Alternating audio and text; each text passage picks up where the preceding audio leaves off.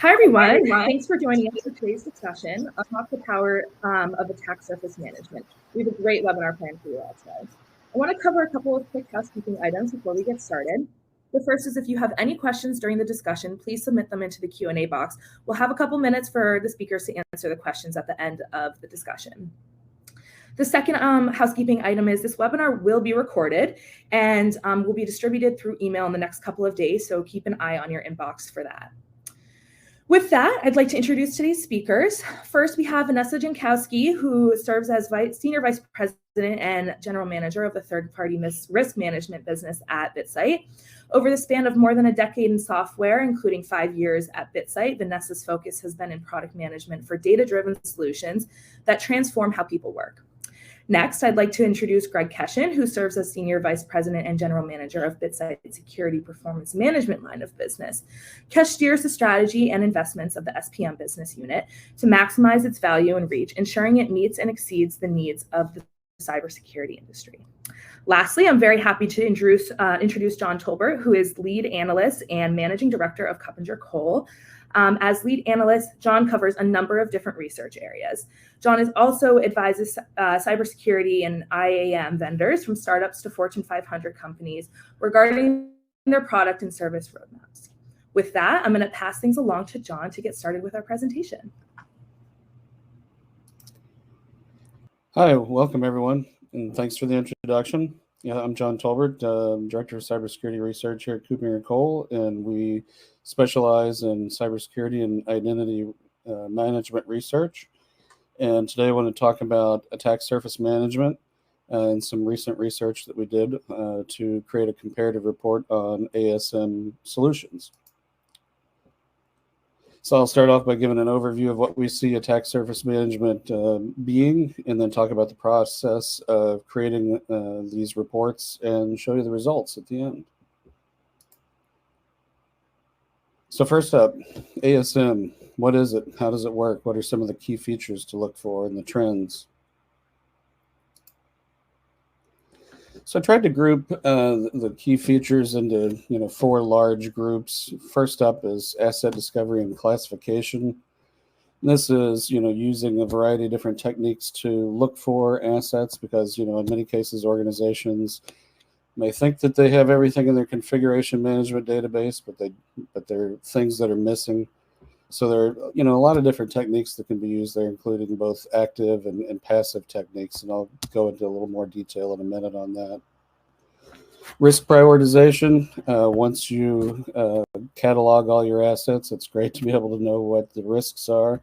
How do you do that? You need to be able to get vulnerability assessment information, configuration information, and especially business context, to understand, what does this mean, this particular machine or this instance, how important is it? So that's really a key way of figuring out what should be mitigated first. Then there's mitigation or remediation. A lot of this is about looking for those misconfigurations and figuring out how to correct that. And then also being able to, in many cases, apply the appropriate patches, get it up to, the appropriate patch level such that you close off the possibilities of being exploited. Then lastly, we have dashboards and reports. All good solutions need to be able to provide a good interface and series of reports that are consumable by both security analysts, forensic investigators, as well as management, so that they get a better understanding of their overall risk posture. So, before we dive too deeply into this, I think it's important to mention that there are really 2 different kinds of ASM solutions that are out there today. First of all, there's external ASM, which can be really easy to engage with. You can start off by finding a service, entering your domain. It can derive all sorts of different permutations of that domain, so that you can find subdomains, other IPs that are associated with your web properties, and then drill down into what applications are running, what certificates are running. It can help with certificate management, knowing when things are about to expire. And then conducting vulnerability assessments and being able to find out the risk of all these externally available assets. On the other side, we've got cyber asset attack surface management. And this is, I would like to call this a little bit more internally focused. This can be about looking at what you have on-prem, in the cloud, not so much on the external side, but again, using different techniques like active scanning, looking through DNS to figure out what assets you have, and then also pulling in information many times from, say, third-party vulnerability management systems, and then being able to apply business context to get a much better picture of your overall risk posture.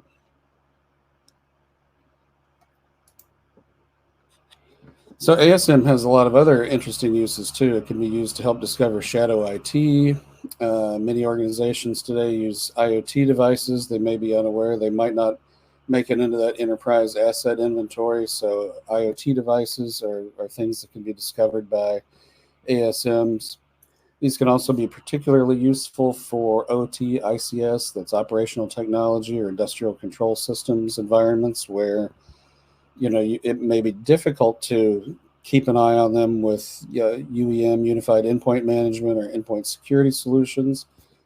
So being able to find all of them and keep track of them is very important for those kinds of businesses.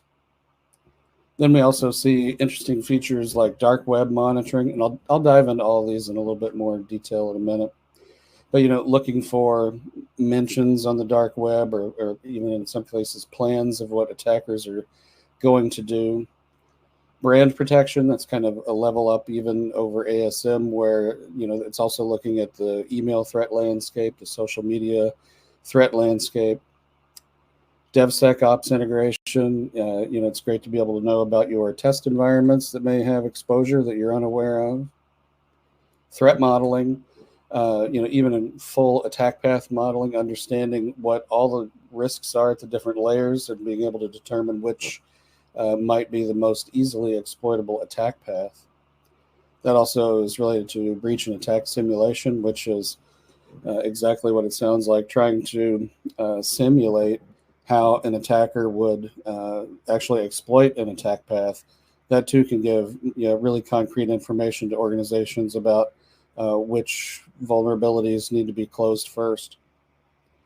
And then lastly, regulatory compliance. I'll talk a bit more about that in just a minute also. So, EASM, external attack surface management, can easily be engaged. You can go out, find a solution, and like I said, type in a domain and have it start working from there. And that's certainly a great approach. But if you're a mature organization, you may want to integrate ASM with other systems. Some of the key systems you might want to do that with would be things like your IT service management, so that tickets can be created and tracked.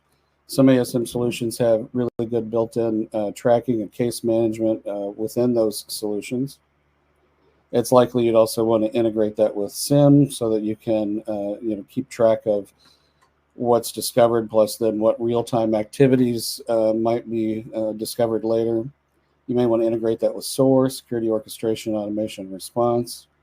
Many organizations have third-party cyber threat intelligence subscriptions already, and they may want to be able to add that information or enrich what's found in the ASM with third-party CTI sources. It's also likely you'd want to be able to use your own IAM for system administrator or analyst authentication or federation. Other information sources that you might want to pipe into ASM include Unified Endpoint Management or mobile device management. If you already have a vulnerability management solution, that would certainly be advantageous to connect that. Privileged access management, which is also related to cloud infrastructure entitlement management, that can help you better determine what your risks are at the identity level. And then your endpoint security or XDR solutions often have really valuable information that can be correlated with ASMs too. So when we mention vulnerabilities, almost all of the solutions are going to be looking for the CVEs. Some also look at the exploit prediction scoring system, US CISA's KEVs, the National Vulnerability Database. But then there are also, more generic things like the OWASP top 10 issues. They also look for missing patches. That's part of the vulnerability assessment. They can detect things like out of support or end of life software that's still in use in your organization. Maybe there are missing controls. Some can find if it's the possibility of unauthorized access. Again, this kind of depends on the identity layer. Same with over-provisioned entitlements that would allow too much access, especially on already exposed assets. And then misconfigurations. So dark web monitoring, that's a really interesting feature that many ASM solutions are starting to incorporate today. So what do we mean by that? That looks at things like compromised credentials that could be found online in dark web forums. They can look for individual customers' stolen intellectual property. They can look for stolen PII, including things like passports, EIDs, driver's license data, and even photos for biometrics. Some of them actively follow APT groups. They track cyber criminal forums and monitor malware and exploit trading forums. So this is, a way to get very, very specific threat intelligence information about your organizations and the risks out there.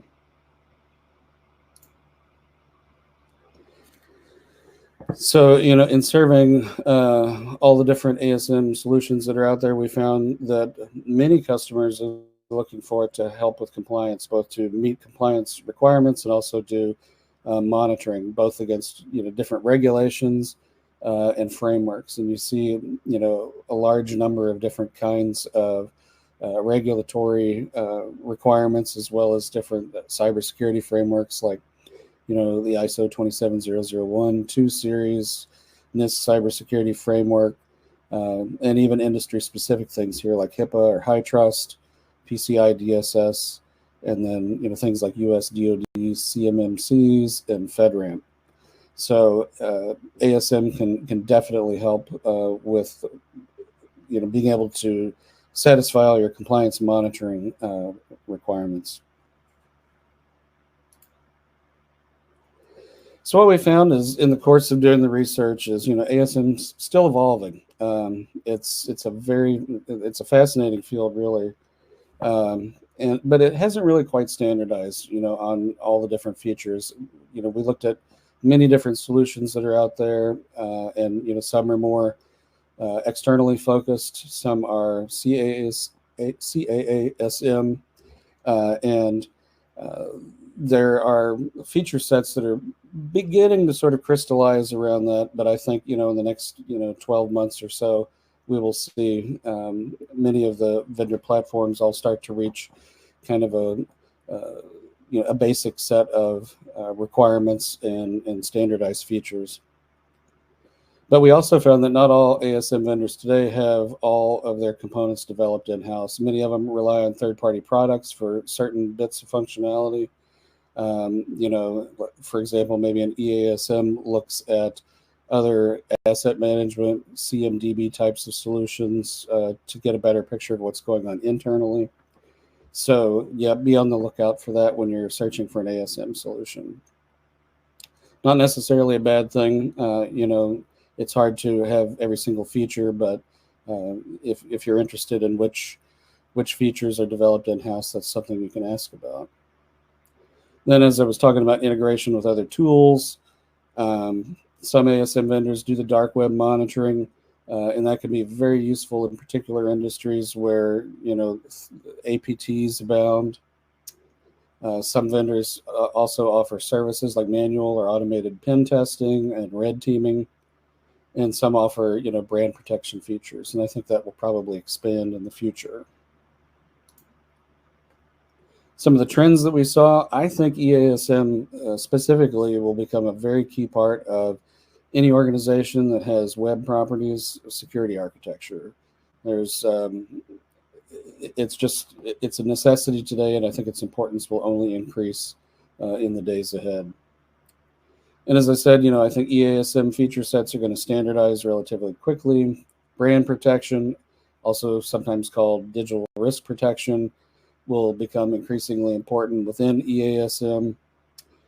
Vendor implementations vary considerably today, and a lot of that depends on where they started out from. If it was a vendor that, let's say, was doing vulnerability management and then decided to branch into attack surface management, then yeah, they're going to be very strong in vulnerability management. But then there are also organizations or vendors in the space that started off, more on the threat intel side, so they're really good in that, and they're now starting to add features in some of these other areas that we've been talking about. And I think eventually EASM and CASM will probably merge into a unified ASM offering, because I can imagine CIOs, CISOs will probably want a single product that can do the same sorts of things without having to think about, well, is this primarily external or is this primarily about looking at internal assets? So I think we'll see some growth toward, a common ASM solution. So in doing this research, here are the key functional evaluation criteria that we looked at. Asset discovery and identification, because you can't protect it if you don't know that you have it. Vulnerability monitoring, use of cyber threat intelligence. Some organization or some vendors here have their own threat research teams, and they don't necessarily rely on third-party CTI. So we try to score based on that. Digital risk and brand intelligence, remediation capabilities, which, at the high end are mostly about offering step-by-step guidance on how to remediate vulnerabilities that are discovered or misconfigurations, overall attack vector coverage, and architecture and administration. So let's stop for a few seconds and take a poll. Which of these criteria do you think are most important for your organization?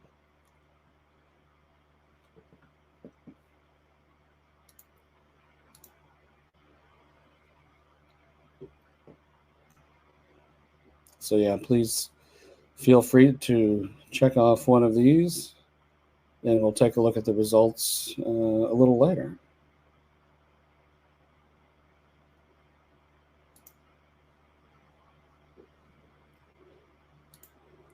Okay, so let's take a quick look at the process. This is the process by which we conduct our research.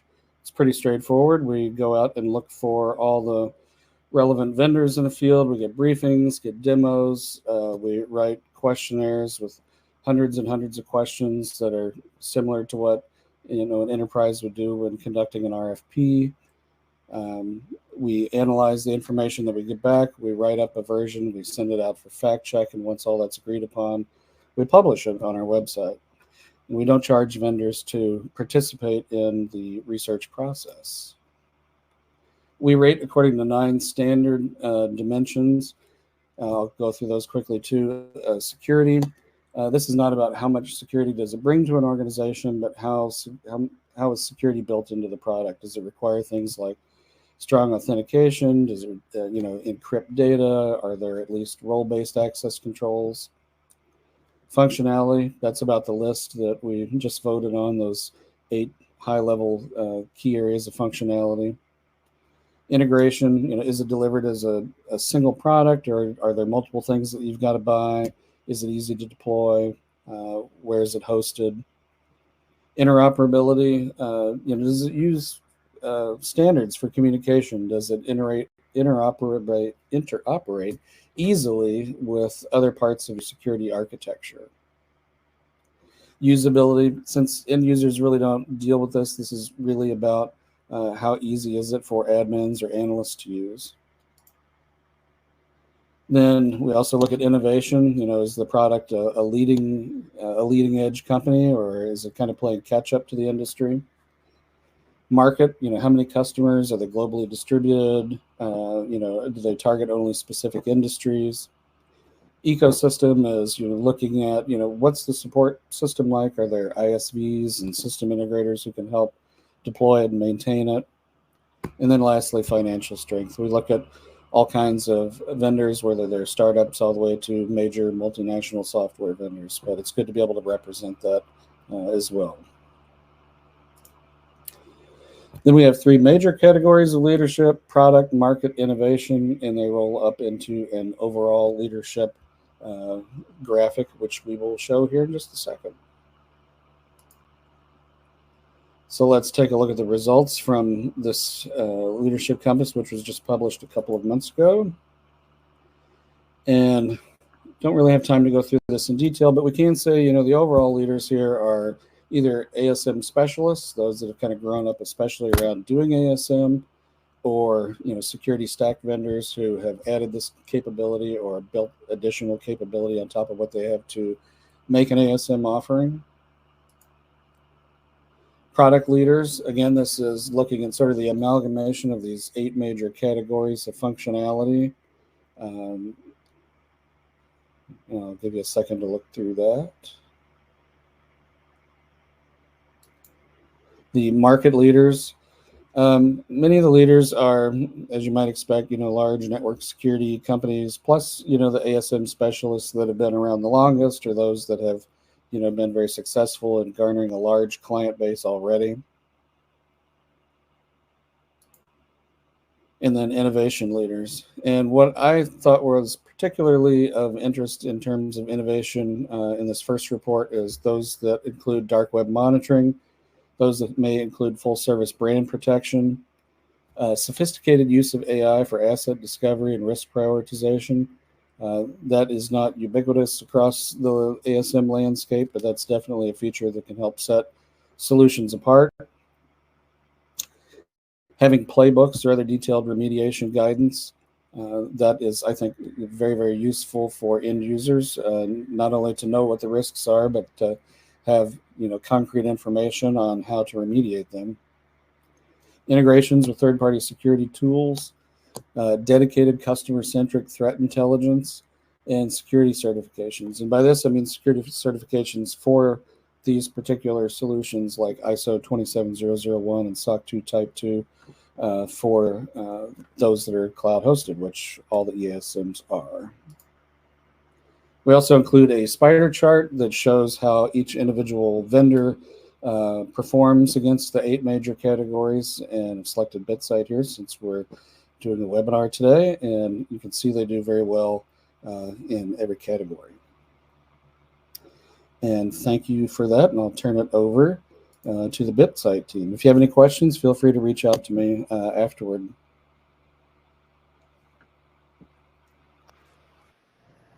Perfect. Thank you so much, John. That was an excellent overview.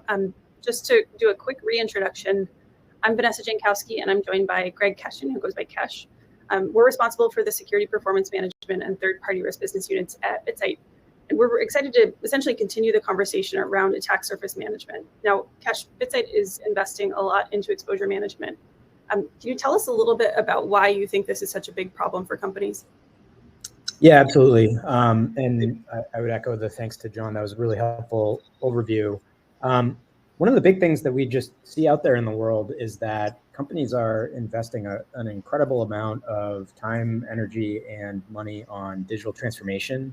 And this is something that was happening even before the pandemic, but has really been accelerated since then. And so if you just look at the sheer amount of money that companies are spending on digital transformation initiatives, that was about $2 trillion with a T, trillion dollars last year alone, and is expected to grow to close to $3.5 trillion by 2026. You can see this was growing at 11% prior to COVID, but that growth rate has grown by about 70%, up to 17% compound annual growth rate since then. And so you're really seeing that lead to kind of a sprawl of infrastructure that companies need to get their arms around. You have workers working from new locations, in many cases remotely, new geographies, unfamiliar networks, et cetera. And so many companies end up with this gigantic sprawl of infrastructure. You have security leaders who are responsible for making sure that all of that digital infrastructure is protected, but they very frequently don't have insight into what's actually being created, because you have, assets being spun up by your IT teams, by your development teams, marketing teams even. And so it can be an incredible challenge for security leaders just to get their arms around all of it. And that doesn't even contemplate yet the additional challenge that your supply chain kind of lends into this. And so, Vanessa, it would be great to kind of hear your thoughts on how supply chain actually relates to the attack surface as well. Yeah, absolutely. And I think you nailed it when you said, hey, there's a ton of spending. It's creating this sort of sprawl in the digital landscape, the digital footprint. And one of the places this has really played out is in the digital supply chain, right? We've had organizations who have shifted to a digital model overnight. You've had just about every company starting to behave like a technology company. And so there's a heavier reliance on third-party software products and providers to make it happen. Now, the reality, unfortunately, is that is complicated, right? So we've got almost 80% saying their company is adopting new technology faster than they can keep up with. So you think, again, third-party products, third-party services that they're starting to use, and they're coming on board faster than organizations can actually manage the risk associated with them. So it's a real problem. And you've got almost 3/4 who have said they've experienced a major disruption as the result of a third party. And so when you think about the sort of combination of the speed of acceleration in terms of digital transformation, you talk about the sprawl in the digital footprint, including the digital supply chain. You've got a lot of change happening at once, but a team and a sort of organization that's not necessarily equipped to deal with it.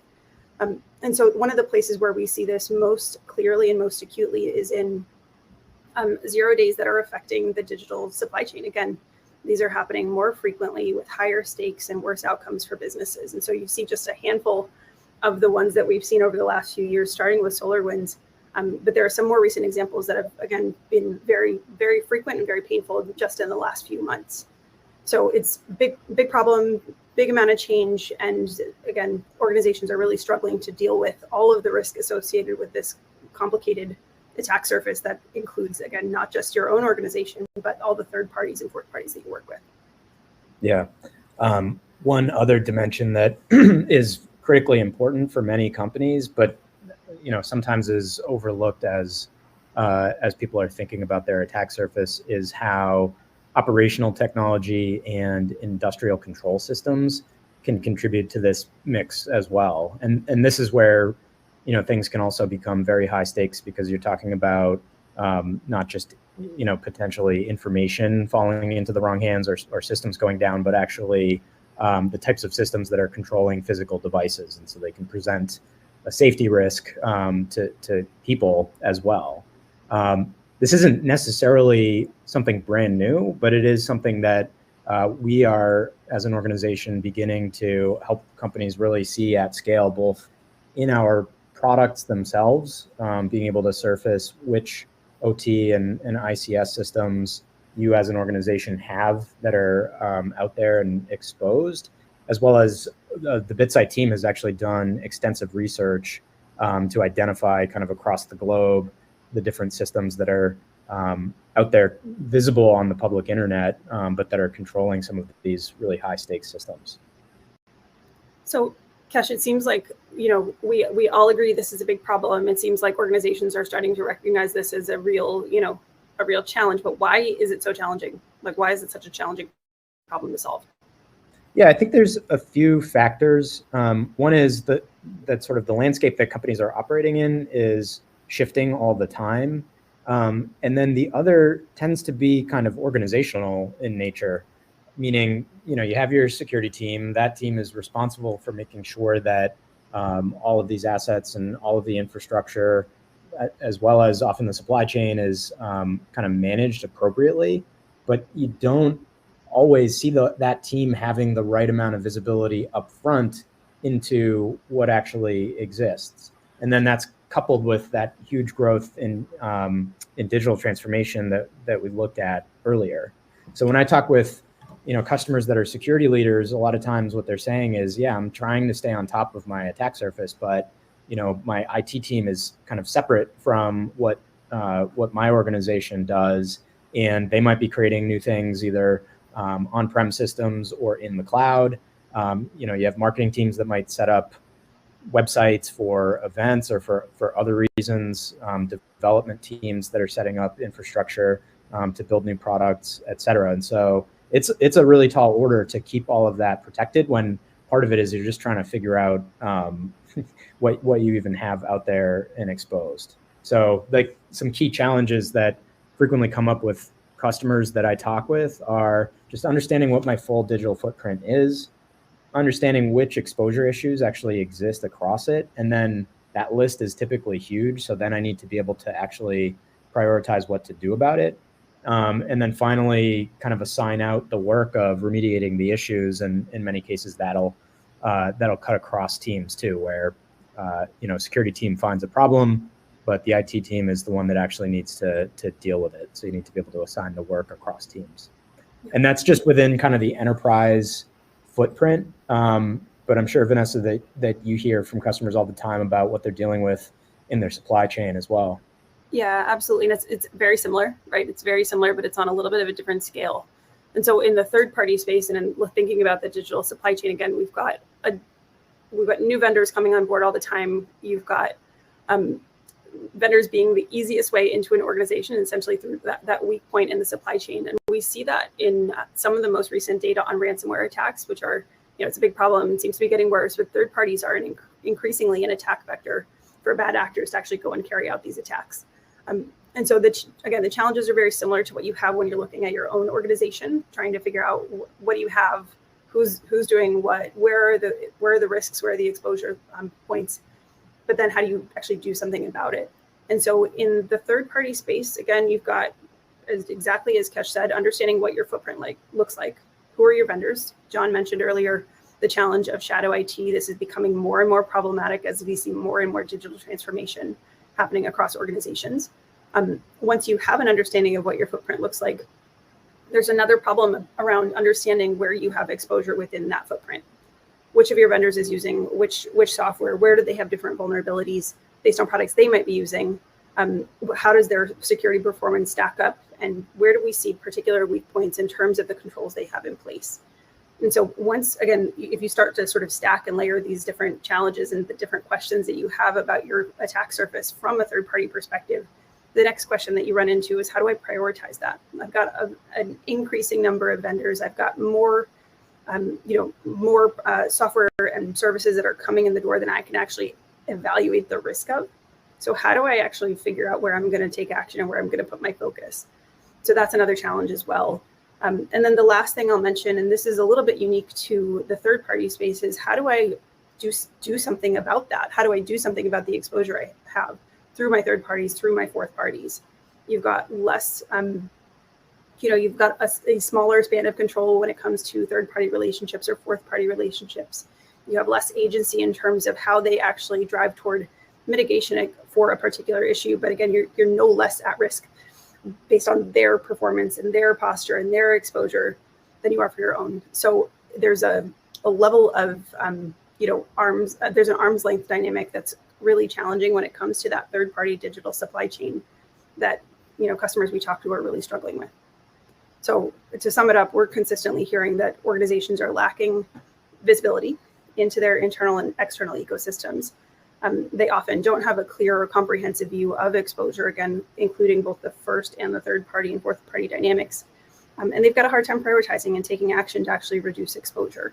So for the folks listening, we would love to do a quick poll just to understand what your organization's biggest challenges are when it comes to external attack surface management. And did that pop up? If you go to the polls tab. Is that live? Can we tell? Yeah, I think that worked. Okay, perfect. So we'd love to get your feedback on that. But while you're answering, given all those challenges, Kesh, can you talk a little bit about how BitSight is thinking about exposure management for enterprise security and supply chain? Yeah, so I can take everybody kind of through how BitSight thinks of this. And in terms of what we do, really everything starts with a strong foundation of data. And this is a huge area of investment for BitSight. I think, John mentioned how critical the data that feeds into attack surface management platforms is. This is an area where we do operate, much of this ourselves and invest quite a bit into research and development here. And some of the key things that we're doing, one is we scan the internet for infrastructure and identify all of the assets that are out there. We also operate sinkholes, and that helps us to detect malware and botnets and things like that, which might be out there in your environment. We can identify products that are in use, services that are in use, vulnerabilities, which based on the prior poll is a very critical area for most of the companies out there, and all kinds of other exposure data that exists on the infrastructure that we detect. And then we map that infrastructure back to organizations across the globe. And we do this every single day. That's the data layer. And then on top of that are applications that help our customers to manage exposure across either their own enterprise footprint as well as across their supply chain. And so on the enterprise security side, these are things like, discovering the assets that you have that are associated to your company that maybe you weren't aware of previously, allowing you to tag them, classify and categorize them, and then prioritize the work that you want to do to remediate the issues that you find. And then on the third-party side, this is where you can monitor exposure that exists across the third-party ecosystem that you have. Helps you identify and address the challenges that Vanessa was describing a moment ago, where really one of the most significant attack vectors that companies have are folks that are targeting you through your supply chain. And so you have a whole layer of exposure management that cuts across not only your enterprise footprint, but your third-party ecosystem as well, that's built on that same common foundation of data, which is updated every single day. And then one of the things that sets BitSight apart and is unique in our solution is then on top of that exposure layer, our applications help our customers to really understand what's happening in their security programs, both across their own enterprise security as well as their supply chain. And so we provide a host of different analytics and governance capabilities that let our customers get to the root cause of why they may have had an exposure issue in the first place, and then ultimately drive down the amount of risk that they have across their enterprise footprint and across their supply chain, so that you can drive better security outcomes, both for your company and for the vendors that you work with. So that kind of describes what our solution looks like a little bit, but Vanessa, maybe you want to describe how one of our customers is doing all of that today. Yeah, for sure. And so Bearing Point is a great example. And they're if you're not familiar with Bearing Point, they're a global consulting firm. And they were struggling with getting visibility into their own sprawling infrastructure, right? They're spinning up new technology, new services, new instances every day. And so they needed a way to get a handle on that. They also needed a better way to approach understanding exposure across their, again, sprawling digital footprint, including their third parties, beyond just a point-in-time questionnaire, a point-in-time assessment. And so what we see is that level of sprawl, that level of complexity occurring in their organization. And so they were looking for help getting the visibility we talked about. How do you understand where you've got exposure and how do you prioritize? And so for Bearing Point, the first thing that they needed to do was solve for visibility, getting a comprehensive view across the attack surface, which starts with asset and exposure discovery. And so BitSight puts a ton of effort and a ton of investment into scanning that happens across the internet. And so Kesh just described this. This is the sort of the critical foundational layer that exists to support all of the solutions that we provide. But it's really important because we have this ability to get a complete view of infrastructure from the outside that gives you a better understanding of the attack surface overall. And from there, you're able to start getting a clearer understanding of where there's exposure across that attack surface. And so for vulnerability management, we talked about this a little bit ago, understanding where you've got exposure to critical vulnerabilities, major security events, 0 days.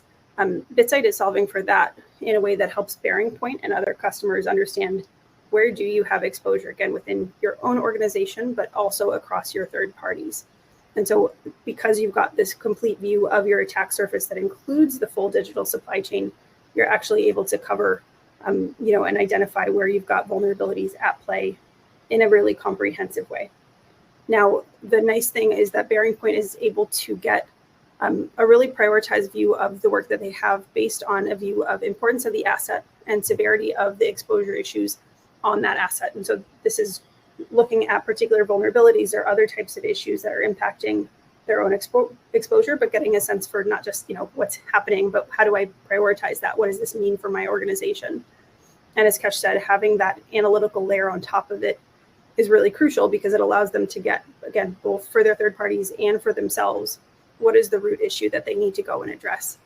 So it's been really powerful for them because they've been able to sort of connect the dots on each of these sort of layered challenges of visibility, understanding where the exposure is, understanding the priority level, and then also starting to have workflow to assign remediation and sort of manage improvement within their infrastructure.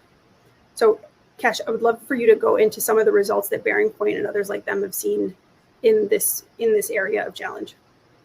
Yeah, absolutely. And Bearing Point is a great example. And we were actually able to catch up with David Pertzel at Bearing Point at a recent event that we hosted. And I think they're seeing a lot of success with the approach that they're taking.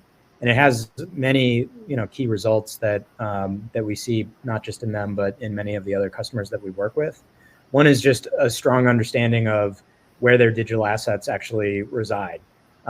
And for Bearing Point in particular, this was important because they have infrastructure that's spread across the globe because of the history of the company, which has kind of like spread out of many other organizations. This sprawl was particularly acute for them, and some of the results were even, surprising as to where they still continued to see assets popping up around the world. But now that they have a full picture of where that infrastructure is, they can make smart decisions about how to keep that infrastructure secure and what they want to prioritize in that enterprise footprint of theirs. They also are able to quickly find real-time exposure issues that come up. So these could be things like open ports. They could be new vulnerabilities, 0 days that nobody was aware of previously, and be able to remediate those really quickly in a prioritized way based on what's going to make the biggest impact for their team to fix. And then finally, they've had really strong performance across what we describe as the extended attack surface. So that's including the supply chain when you think about what the attack surface represents. And so Bearing Point has actually been able to accelerate some of the risk assessments that they're able to do with their third parties using BitSight solutions.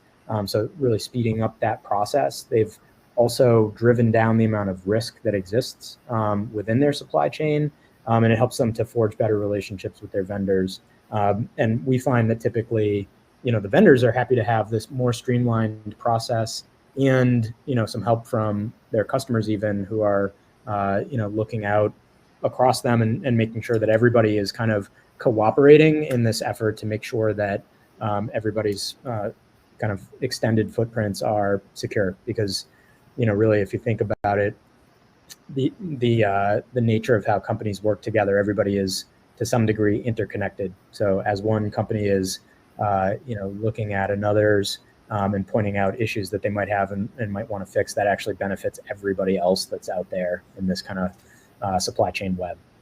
So that's the overview of Bearing Point and also the BitSight solutions and how we think about attack surface management. I think we're happy to review some of the poll results and maybe get into Q&A as well, Sarah, if you want to take us through that. Yeah, thank you, John, Vanessa, and Kesh, so much for your time and insights today. This was a really great discussion. I'm going to share the results to the first poll here. If you haven't voted in the second one, now's your chance.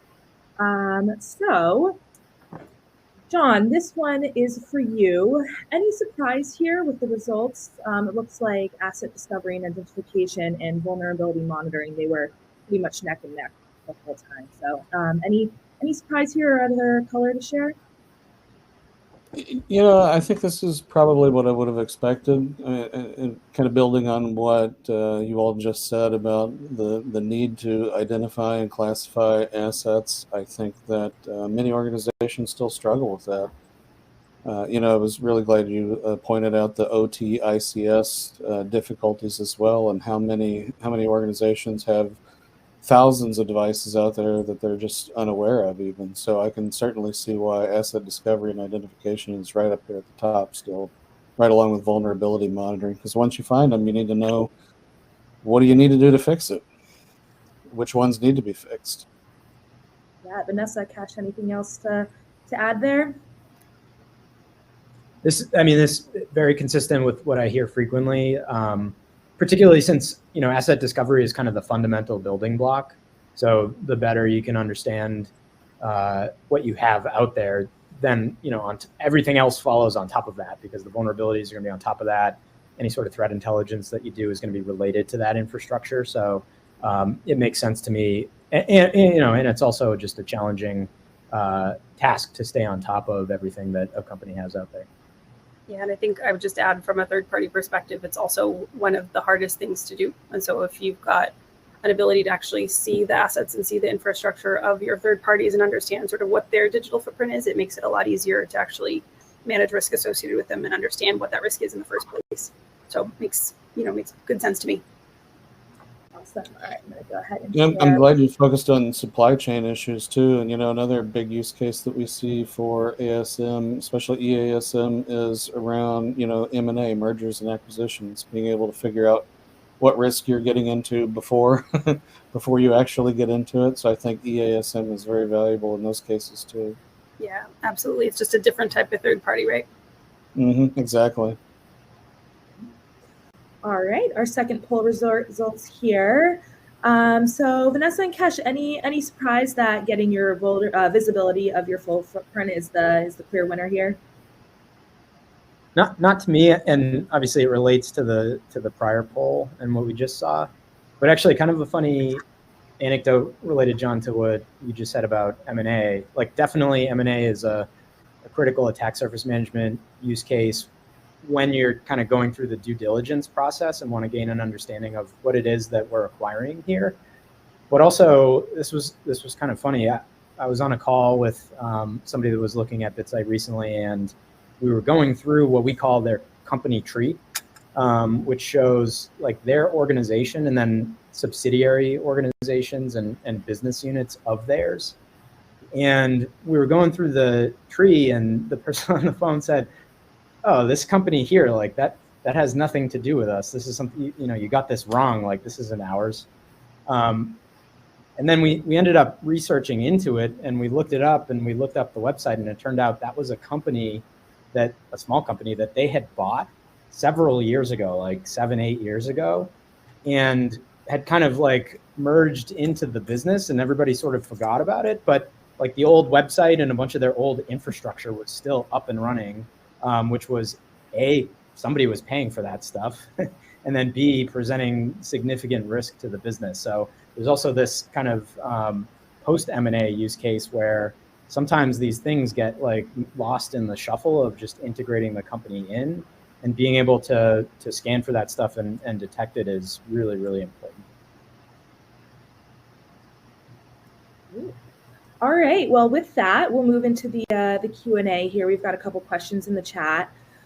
First one, we already have vulnerability management. Do we need ASM too?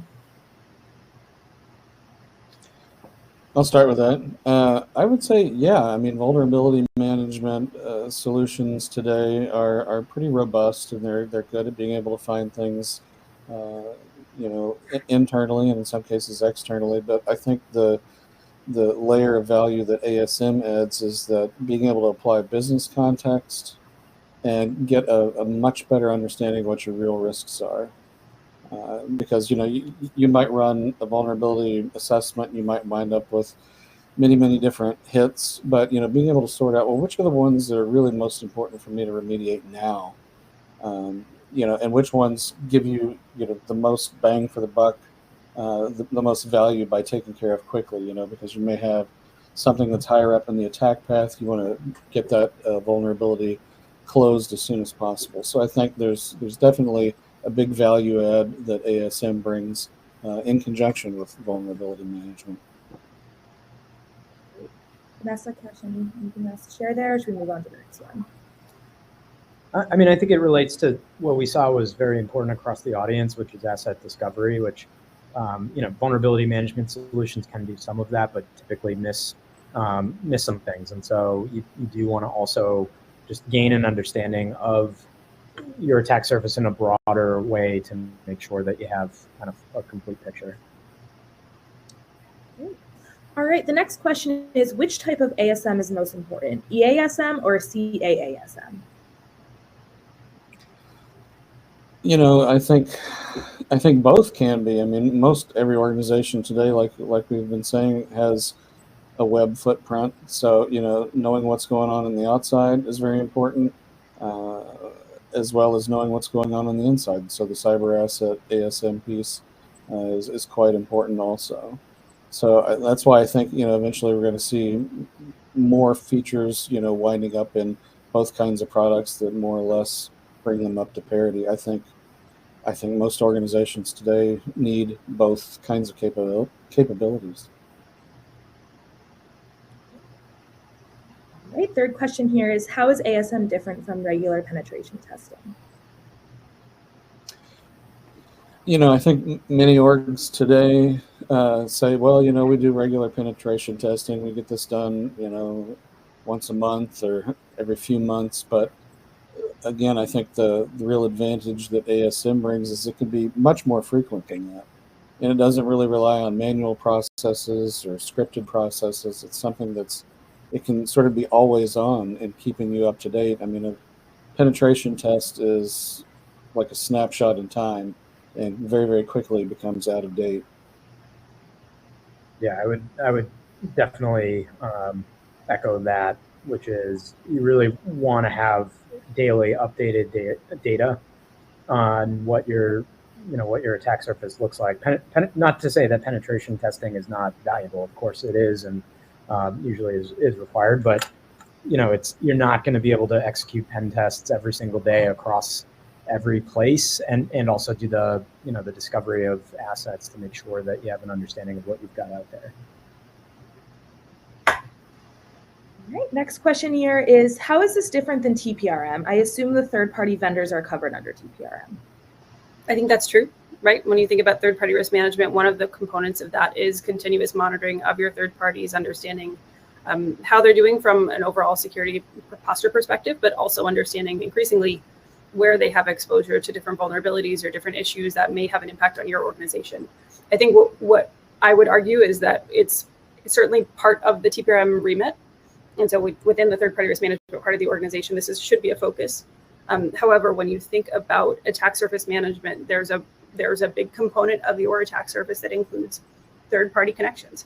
And so being able to sort of consider your attack surface in full requires that you also have an understanding of where you have exposure through third parties. And so we have solutions that manage third-party cyber risk, but again, increasingly the attack surface management capabilities that we think about extend to the digital footprint from your suppliers. John and Kesh, anything you'd add to that? Nope, I think I agree with that. All right, last question here before we wrap up for the day. Is this an automated OWASP detection tool or an automated pen test? You know, not all of the solutions that are out there today actually cover all the OWASP top 10. So, you know, in some cases, yes, you could maybe think of that as one part of what they do, but not all of them do that. Is it an automated pen test? Well, I think it's more than that. It's not necessarily always actively doing penetration testing. It's collecting vulnerability information and then sort of matching that up with, you know, business context to figure out what could be done. So it's not nearly as aggressive as a pen test would be. So therefore, it's less intrusive, less to worry about. And then, you know, like I was mentioning earlier, there are lots of different features and functions on top of that make it much more than either an automated pen test or something that just watches for OWASP top 10. Great. All right. Well, thank you again to our panel here. Again, this was a really great discussion, and thank you to the audience for your time as well today. I hope everybody has a good one. Thank you.